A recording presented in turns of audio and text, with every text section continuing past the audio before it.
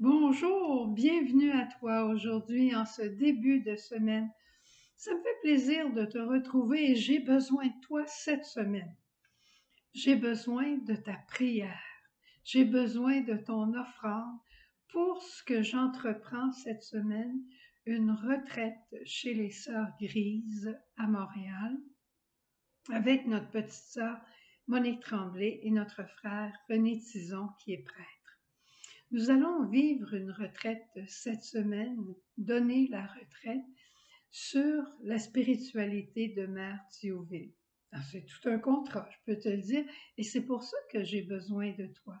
Et le thème de notre retraite, je te le dis tout de suite, c'est héritier d'un grand amour.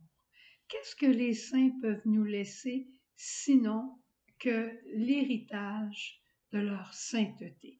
La sainteté de ces personnes est le plus bel héritage qu'on peut recevoir, comme l'héritage du Christ que tu as reçu et que j'ai reçu le jour de mon baptême.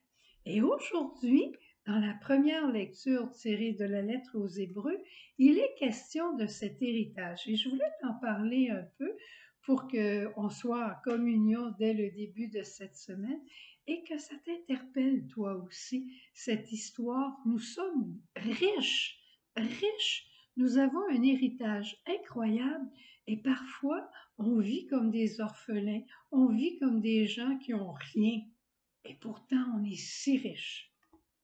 Dans la lecture des Hébreux, on dit le Christ est le médiateur d'une alliance nouvelle, d'un testament nouveau. On sait quand Jésus arrive, c'est le début du Nouveau Testament. Puisque sa mort a permis le rachat des transgressions commises sous le Premier Testament, ceux qui sont appelés et qui suivent Jésus peuvent recevoir l'héritage éternel déjà promis. Au fond, Jésus, par notre baptême, nous donne un héritage qu'on n'arrivera jamais à tout utiliser.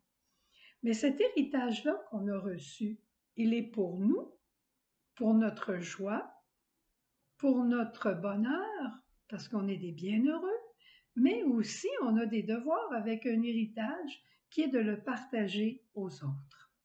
Tu vas peut-être me dire, quel est cet héritage-là? Eh bien, c'est la question que je me suis posée, puis que tu pourrais aussi te poser. Quel est l'héritage que tu as reçu de Dieu qui est le plus grand? Des anciens nous disent, une chance qu'on a eu la foi.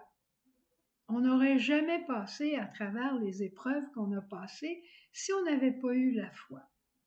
D'autres personnes vont nous dire, ah, moi, une chance que j'ai l'amour du bon Dieu, ça m'a tenu fidèle, l'amour du bon Dieu. D'autres vont dire, à travers ma maladie, une chance que j'ai l'espérance. Parce que c'est l'espérance qui me donne la force et le courage de poursuivre parce que je sais que le meilleur est à venir. Et ça, c'est pas un dicton de notre premier ministre, c'est le Seigneur qui nous l'a promis, l'héritage éternel dont je viens de parler. Mais dans le courant de notre vie ordinaire, pense à l'héritage de la parole de Dieu. Comment la parole de Dieu nous conduit. Je vais dire que juste avant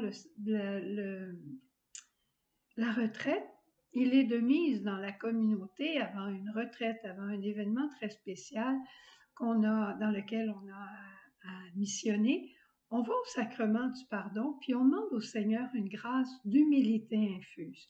Parce que, comme dirait notre fondatrice Sœur Jeanne, on n'a pas toujours l'humilité qu'il faut pour aller porter le trésor que le Seigneur met entre nos mains.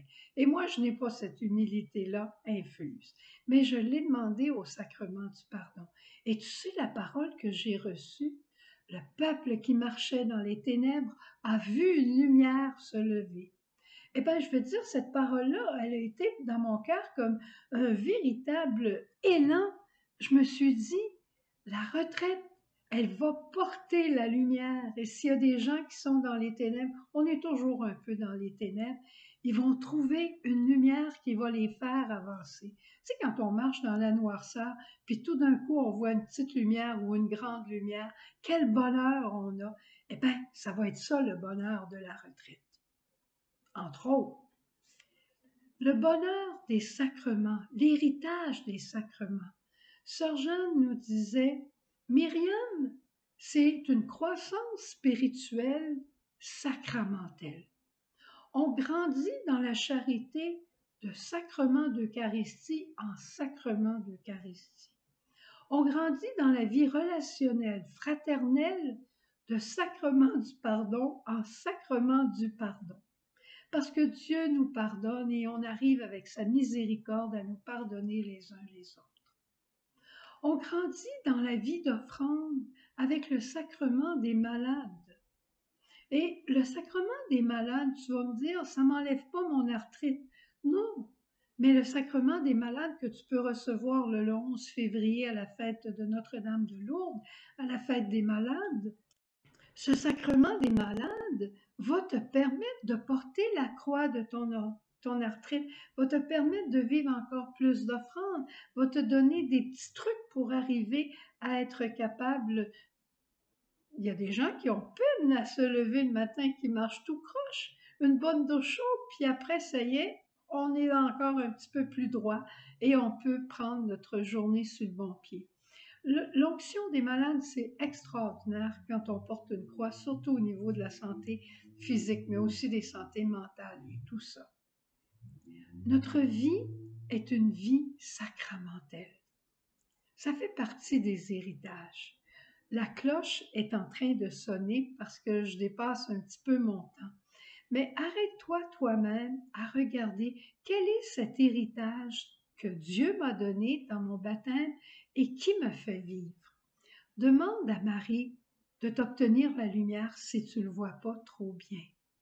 Et je compte sur ta prière cette semaine, tu peux être sûr de la mienne aussi, mais je compte sur ta prière particulièrement pour que nous puissions vivre cette retraite et que chacun des retraitants reçoive tout ce que Dieu veut lui donner en surpoids et que Mère Diouville soit avec nous et que l'héritage qu'elle nous a donné, que nous puissions le déballer et nous en servir pour le faire profiter aux autres. Au revoir, bonne journée, bonne semaine, au revoir. Jésus,